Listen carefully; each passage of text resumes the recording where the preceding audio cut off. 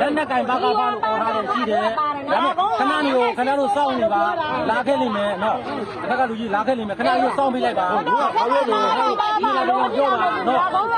လက်နဲ့ကဖွဲ့စည်းလို့ခင်ဗျားတို့ပြည်လဲအောင်ဦး20ကိုလာပြီးပေးပါလို့အတက်ကအမိန့်နဲ့နော်ဒီမှာလာပြီးပေးဖို့မလားဘူးဟောပြောမကြဘူးခင်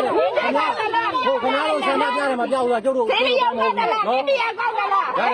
ကျွန်တော်ပြောရမယ်နော်ခင်ဗျားတို့ဦး20ကိုခေါ်လိုက်တယ်ဟောကျုပ်ပြည်လဲပေးတော့ညီကိုလာပေးခဲ့တယ်စကားတစ်ခုမှမပြောဘူးခင်ဗျားဆန္ဒပြပြီးထွက်လာတယ်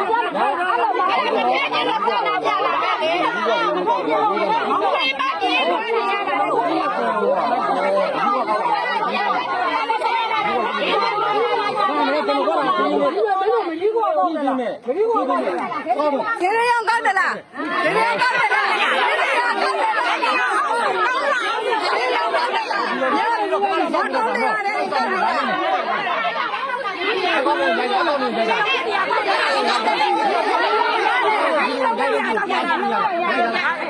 ဘာ